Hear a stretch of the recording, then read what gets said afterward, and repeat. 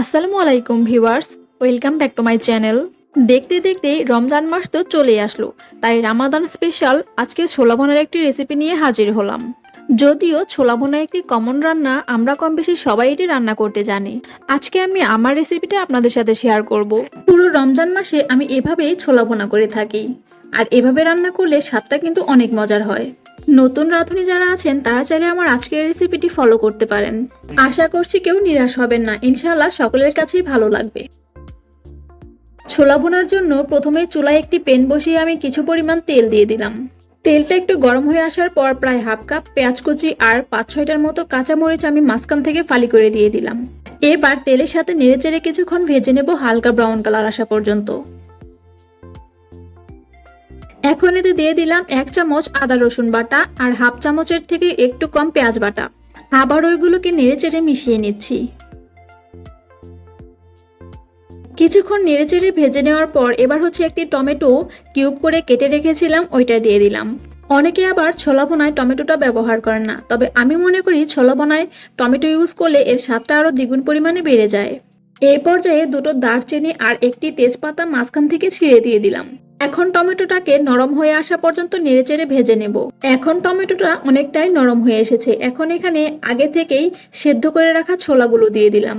এই ছোলাগুলো আমি প্রায় 12 ঘন্টার মতো পানিতে ভিজিয়ে রেখেছিলাম, তারপর সেদ্ধ করে নিয়েছি। এখন এতে কিছু গুঁড়ো মশলা দিয়ে দিব। প্রায় 1 চামচের মতো ধনিয়া গুঁড়ো, হাফ চামচ হলুদ গুঁড়ো আর 1 চামচ শুকনো মরিচ গুঁড়ো। ভাজা জিরের গুঁড়ো দিয়ে দিলাম হাফ চামচের থেকেও একটু কম। এখন এতে দিয়ে দিব কিছু কুচি করে রাখা আলু। আসলে এখানে সেদ্ধ করে নেওয়া আলুটা ইউজ করলেই বেশি ভালো হয়। প্রথমে আমার আলুটা সেদ্ধ করে নিতে মনে ছিল না, তার জন্য এখানে কুচি করে নেওয়া আলুটাই ইউজ করেছি।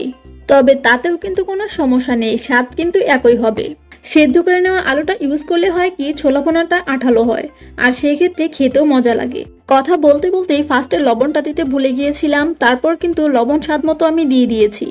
আচ্ছা যাই হোক, এখন নেড়েচেড়ে সবগুলো উপকরণকে খুব ভালোভাবে মিশিয়ে নিচ্ছি। সবগুলো উপকরণকে খুব ভালোভাবে মিশিয়ে নেওয়ার পর এবার এখানে 1 কাপ পানি দিয়ে দিলাম। ছোলা ভুনাটা রান্না করতে এর থেকে বেশি আর পানির প্রয়োজন হবে না, যেহেতু আমরা ছোলাটাকে আগেই খুব ভালোভাবে সেদ্ধ করে নিয়েছি। পানিটা দেওয়ার পরে এখন ঢাকনা দিয়ে ঢেকে কুক করে নেব 7 থেকে 8 মিনিটের মতো। 7 থেকে 8 মিনিট পর ঢাকনা তুলে একটু নেড়ে চেড়ে দিলাম। এখন আর ঢেকে দেওয়ার প্রয়োজন নেই, ছোলাগুলো এমনিতেই সেদ্ধ হয়ে গেছে, শুধু একটু পর পর নেড়ে চেড়ে দিলেই হবে। এই পর্যায়ে ছোলা ভুনার ঝোলটা কিন্তু অনেকটাই টেনে এসেছে, আর আরো 5 মিনিটের মতো রান্না করে ঝোলটাকে আরেকটু শুকিয়ে নিতে হবে। আমাদের ছোলা ভুনা রান্নাটা এখন প্রায় কমপ্লিট। এবার চুলাটাকে অফ করে কিছু স্পেশাল ইনগ্রেডিয়েন্টস অ্যাড করে নেব। একটি লেবুর স্লাইস নিয়ে রসটাকে উপর দিয়ে ছড়িয়ে দিলাম।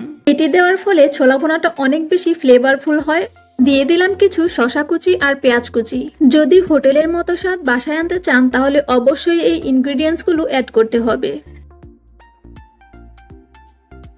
এখন আমাদের ছোলা ভুনাটা পরিবেশনের জন্য একদম রেডি। খুবই অল্প সময়ে এবং ঝটপট তৈরি হয়ে গেল হোটেলের মতো স্বাদের পারফেক্ট ছোলা ভুনা। চাইলে পুরো রমজান মাসে এভাবে ছোলা ভুনা করে খেতে পারেন।